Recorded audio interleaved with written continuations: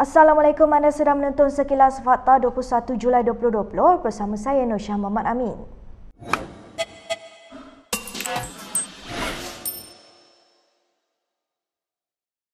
Pejabat Perdana Menteri hari ini menjelaskan bahawa beberapa butiran yang disebut dalam perutusan khas Perdana Menteri Muhyiddin Yassin semalam mempunyai beberapa kesilapan. Perkara tersebut turut diakui dan diperbetulkan oleh Menteri Kewangan Tengku Zafrul Tengku Abdul Aziz di sidang Dewan Rakyat hari ini.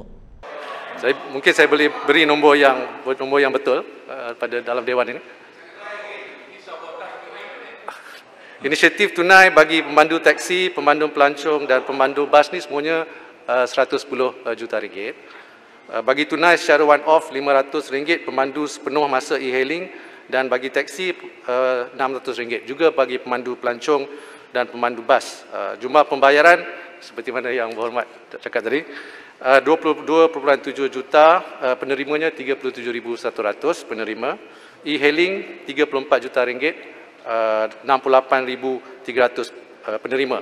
Ada lagi yang menunggu bayaran 4,800 pemandu teksi kerana mereka baru nak membarui kad pemandu. Ini lebih kurang 8,800 tadi, 4,800 tadi. Pemandu bas pelancong 3,1,000 pemandu, 1,9 juta ringgit. InsyaAllah dia akan bayar pada 22 Julai ini. Dan 30,000 pemandu bas sekolah yang kita plan to bayar 14 Ogos bulan ini. Semalam, bekas Menteri Pengangkutan Anthony Loke mendakwa Perdana Menteri telah menyebut angka yang salah pada beberapa bahagian perutusannya di televisyen berhubung jumlah inisiatif bantuan terhadap pemandu pengangkutan awam. Sementara itu, isu tarif air di Lembah Kelang merupakan antara perkara yang dibincangkan dalam persidangan Dewan Rakyat hari ini. Menteri Alam Sekitar dan Air Tuan Ibrahim Tuan Man memberi jaminan bahawa kerajaan tidak akan menaikkan tarif air ketika rakyat masih terbeban dengan kesan COVID-19. Berarti kerajaan akan menanggung kos dalam situasi susah.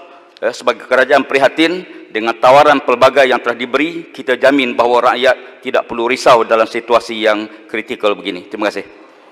Terdahulu dalam jawapannya kepada Ahli Parlimen Hulu Langat Hasanuddin Muhammad Yunus, beliau berkata sebarang semakan tarif air di Selangor dan wilayah persekutuan pada masa hadapan akan dibuat dengan mengambil kira kepentingan semua pihak.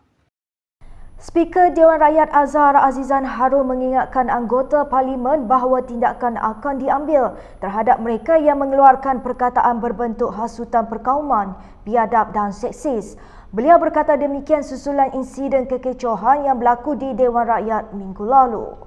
Kesemua whip parti tersebut telah sebulat suara memperbaharui komitmen mereka untuk mempertahankan peraturan-peraturan Majlis Mesyuarat Dewan Rakyat dalam memastikan perkataan berbau hasutan, rasis, biadab dan seksis tidak digunakan oleh ahli-ahli yang berhormat.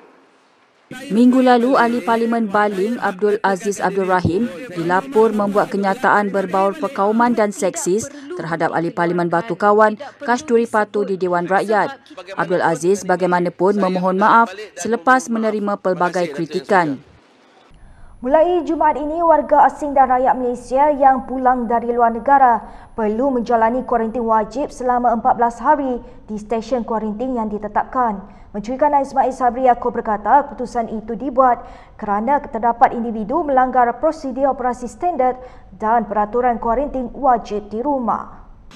Mereka yang terlibat perlu menanggung sepenuhnya kos kuarantin di stesen-stesen kuarantin, sama ada di institusi latihan awam atau hotel berdasarkan kos yang telah dipersetujui sebelum ini.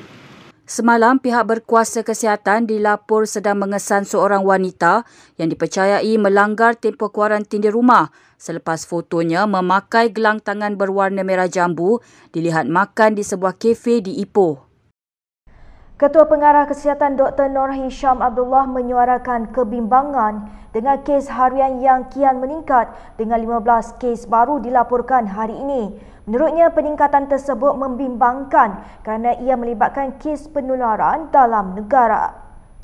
Ingin dimaklumkan, daripada 15 kes baru yang dilaporkan, 4 kes adalah kes import yang telah mendapat jangkitan di luar negara yang melibatkan 3 warga negara Malaysia dan seorang bukan warga negara yang dibenarkan masuk ke Malaysia atas urusan kerja.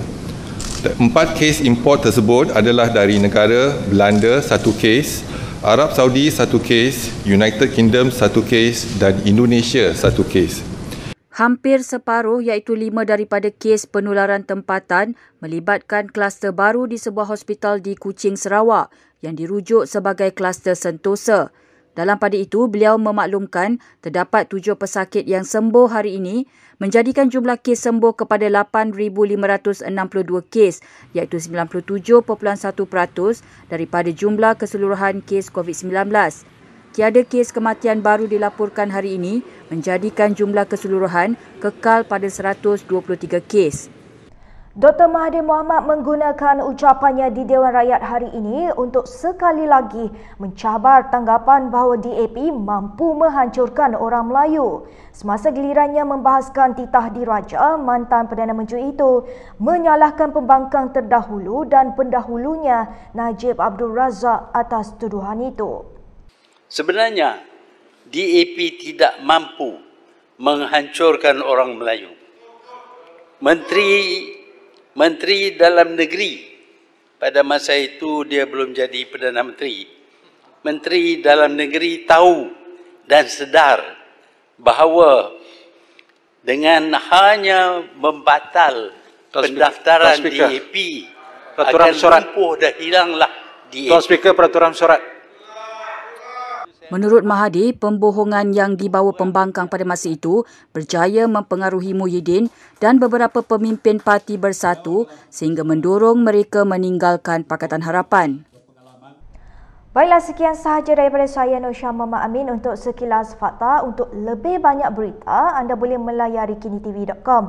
Anda juga boleh mengikuti kami di Instagram, Twitter, YouTube dan Facebook. Salam hormat dan jumpa lagi.